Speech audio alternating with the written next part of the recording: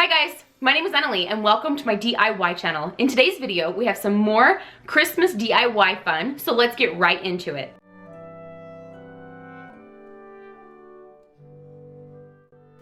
So this first project is actually inspired by a project that I did in the summer. It was a little home project right here. So I'm actually using it as a pattern because I want to create a very similar sign, only in a Christmas version. So I'm using this home sign to create a pattern for my roof line. So you can see that I'm tracing it here to get the same angle of the pitch of the roof. And then I'm using my jigsaw to just get that trimmed down. If you guys missed that video of where I made that little home sign, I will have that linked in the iCard for you. The home sign says, if these walls could talk, oh, the stories they would tell. So then using some folk art chalk paint, I went ahead and I put some heavy coats onto this. I let each coat dry really well in between because I wanted to sand this down and make this look really nice. Using some of this trim that was left over from the first project, I got this from Home Depot and just used my table saw to rip it down. This is the trim that we're going to be using to create our roof line, very similar to the project that I did in the summertime. I just got those sanded down and ready to go. Okay, this is all sanded and done and ready to go. I hope you guys can see the detail from sanding that. I just used my electric sander and I did that really quick. It came off really good. I really focused on the edges and made sure that it really looked good. I cut the tops off with the jigsaw, as you guys saw, and now we're gonna go ahead and get these glued on. You saw that I got them all sanded and ready to go. We're gonna be using some hot glue. We're gonna be using some wood glue and some hot glue to get these in place. Let's do mostly wood glue because I really want it to stick for a long time. The hot glue is honestly just to keep it in place while the wood glue dries. So we'll use lots of wood glue. And then here's my centerpiece, little dab of wood glue in the center right there. And now somewhere we're gonna do some hot glue and maybe right there. Let's do some hot glue. All right. Put this together, get this guy out of here. So really I'm just gonna be lining this up with the top and the middle. Hopefully I don't get this wrong. Oh, guess what? I put the hot glue where it's like completely overhanging, so that ain't gonna work. Okay, hopefully I have a little bit of time and forgiveness to hurry and get this one on.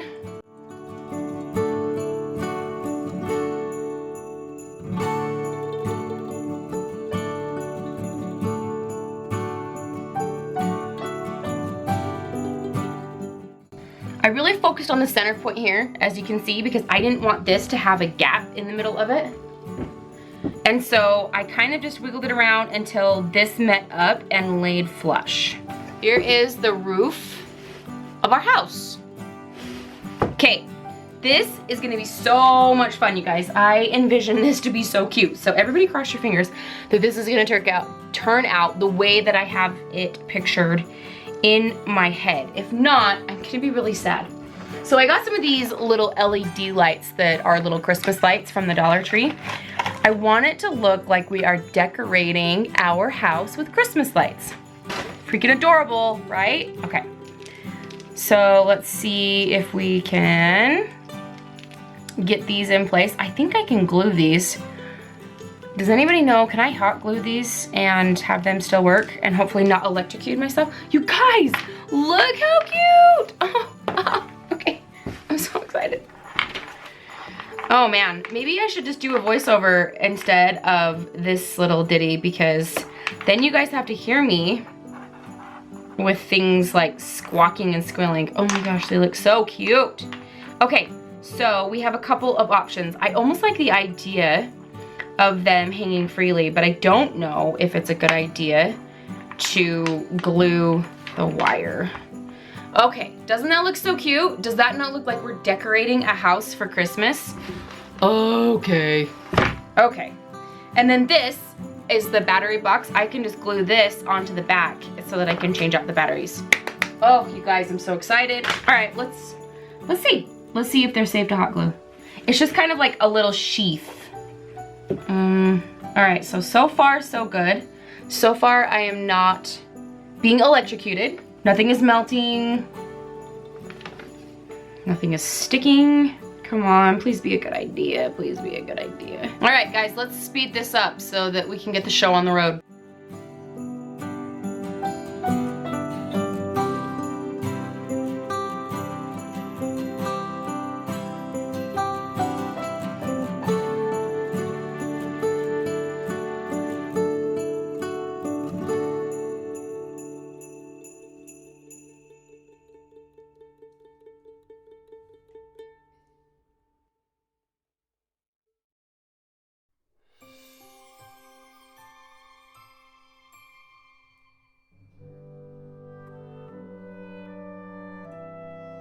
Okay, so I keep adding snow to it because I love it.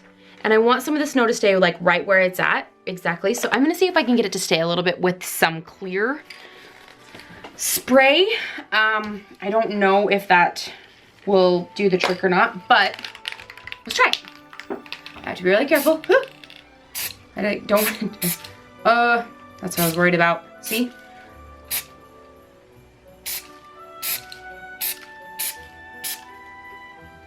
I mean, it's gotta stick a little bit, right? But I really want the glitter to, the glitter snow stuff to stay. Ugh, not,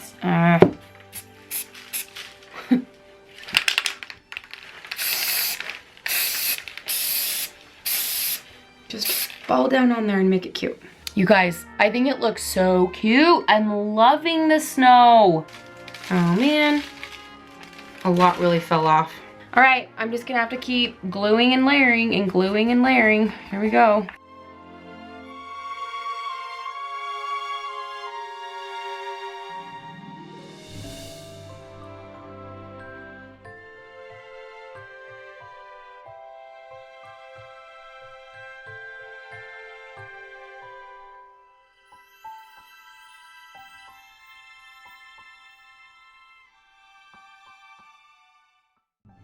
And then just using my cutting machine, I went ahead and I cut out the words, "I'll be home for Christmas." And I used the same font as I did last time. It is a very skinny font, I'll have to look that up. But I went ahead and it's much smaller on top, as you can see. And I put those on the very top, and then I just used the Christmas decal for the bottom. And then I used some red and some brown to distress this. And I think it just completed this whole look. So you can see that it says, "I'll be home for Christmas." And I am in love with this sign. I love that I have a year-round version and then one that I can put up for Christmas. It looks like a cute little home with Christmas lights decorating it, snow, and we get to be home for Christmas. So I love this sign. It's one of my favorite projects out of this entire video.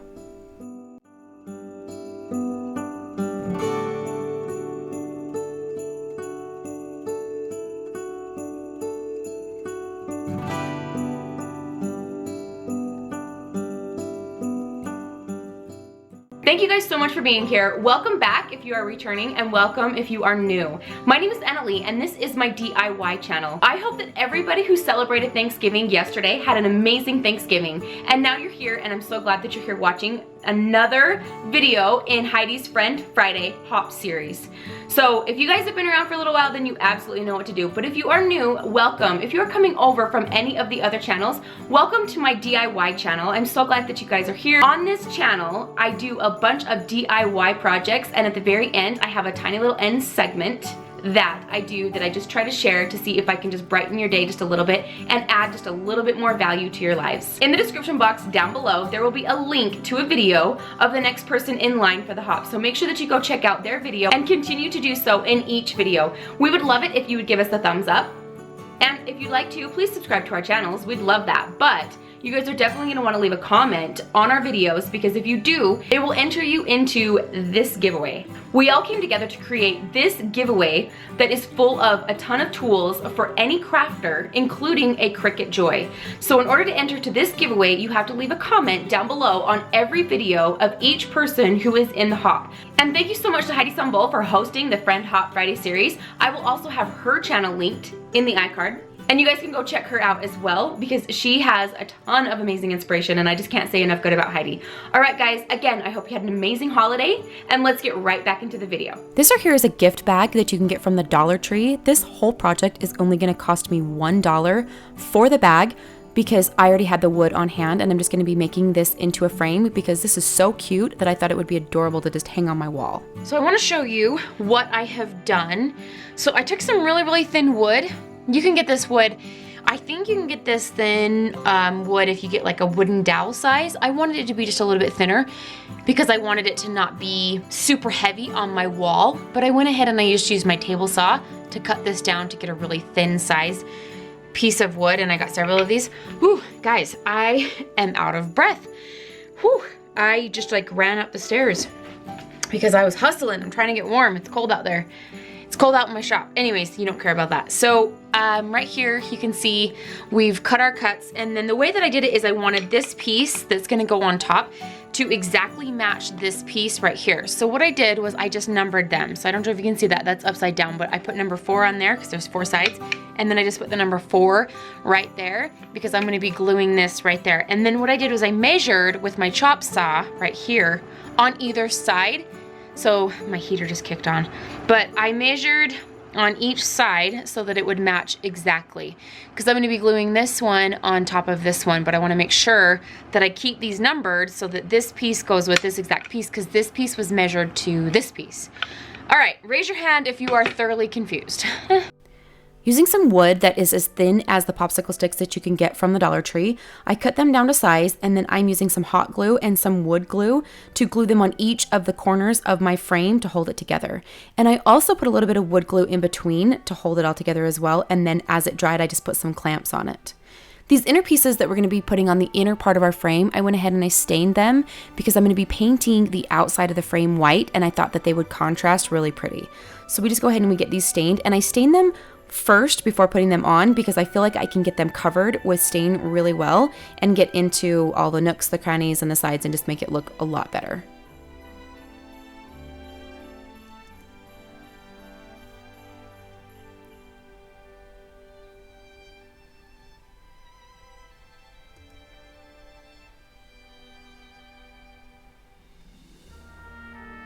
Then we go ahead and we get this frame painted white in some chalk paint. It's actually off-white in the Folk Art brand. I'm not exactly sure what the color is, but it's just a little bit off-white. And I go ahead and I put 2 layers on that and let that dry really well. Using some of this brown red, which actually kind of looks a little bit gory, almost like blood. I apologize for that if that freaks anybody out. But I went ahead and I distressed the edges, and then I went ahead and I used a little bit of sandpaper to kind of get that roughed up a little bit and blended together. And then I put some foam core board down. I cut it down to size to fit in the back, mostly to size. You can see that tiny little corner piece was missing, but I didn't want to cut a whole new piece just because it didn't quite fit right there. So I used some hot glue and some wood glue, and I got this glued onto the foam core board, and I put a little bit of overhang on either side so that I could use that to glue it into the frame. So with some hot glue, I go ahead and I glue this in. I was amazed with how well this held. I tried to take this apart just in case like it felt a little weak to me, so I was like, oh shoot, maybe I need to redo this and put this on a different way or with some stronger glue. And when I tried to take it apart, I couldn't take it apart. And I was like, well, all right, that answers that question. So it stays together very well. I love how the distressing on the frame seems to match that red color, just to kind of give it that old-fashioned farmhouse look, but it just matches the inside of the candy cane bag sign. So here we go using some wood glue, and we're going to get this glued on. And so this is just going to be a little inner frame on the top of the bigger frame, just to kind of give it a little bit of dimension and some contrast in color.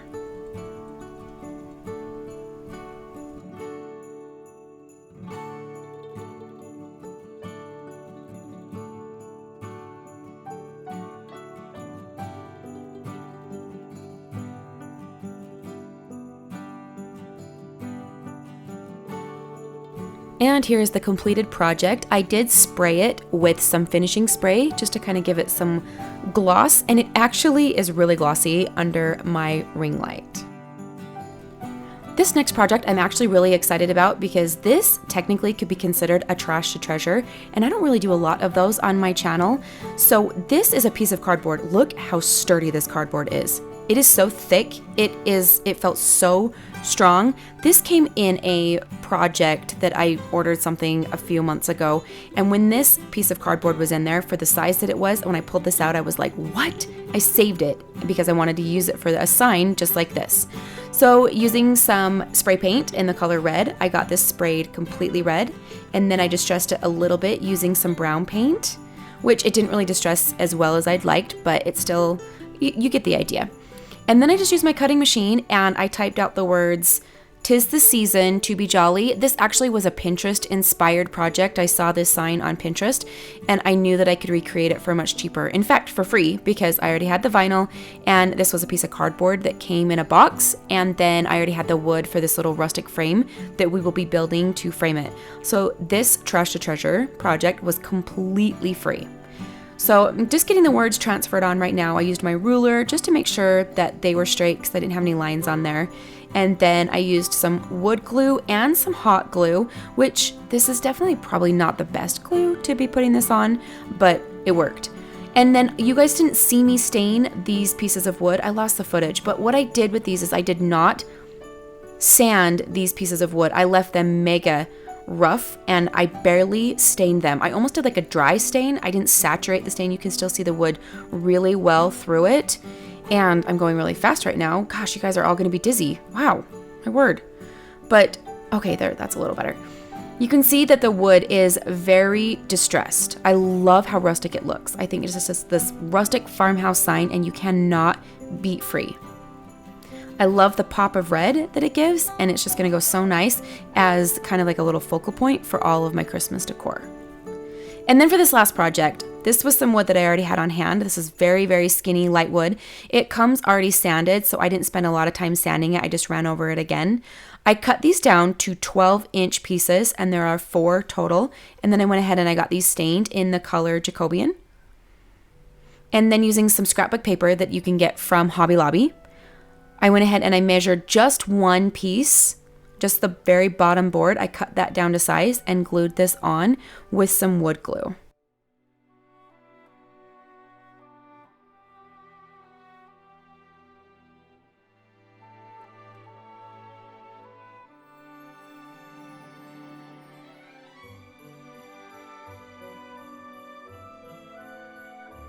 Once that was dry, it was time to assemble this little sign that I'm going to be creating. So I love that I've been seeing everybody making signs for their Christmas cards that they've been receiving in the mail. But we do a Christmas card every year, and I keep a Christmas card from every year, and I love to display like last year's Christmas card for this year until I get the new one. And I actually don't have my Christmas cards this year. I wanted to get them for this video, but they didn't make it in time. But I am creating a sign that will display my own family's Christmas card every year. So you will see here in just a minute that, right now I'm just getting it assembled because I just wanted to get it glued together. So we're going to use some wood glue and some hot glue on the back of this sign, and we're just going to get this put together so this can be drying. You can see that that piece of paper board is what I put at the very bottom to break up some of the stain. And then using my cutting machine, I just went ahead and typed "Love the Ashby family." I wanted it to look like I was signing off on a letter or like a Christmas card. And so this will be where our Christmas card displays, and I just wanted it to say "Love the Ashby family" because that's what I type on our Christmas cards. So then just to embellish it a little bit at the top, I glued on some of this Christmas floral and berries and a little pine cone to make it look super cute.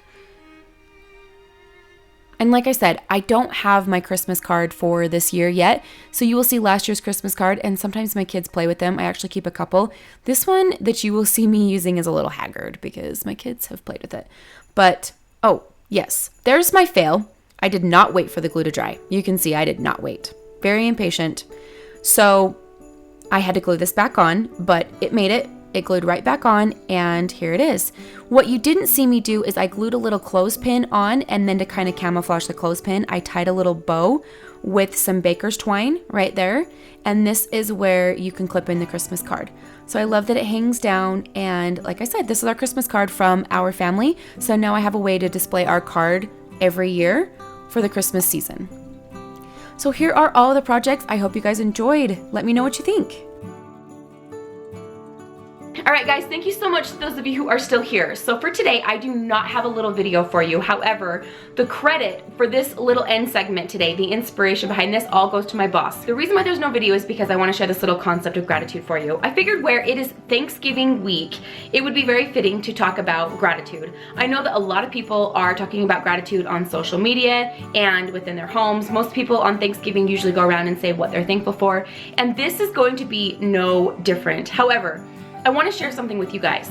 So 2020 has been a tough year, right? I think we all could agree that it's been a tough year. However, we don't all necessarily need a tough year in order to have trials and tribulations and hard things that we go through. This right here, I don't know if you guys can see this, is exactly what it looks like. This is an actual $5 bill. You can see that it's torn, it's worn, it's haggard, it's struggling, right?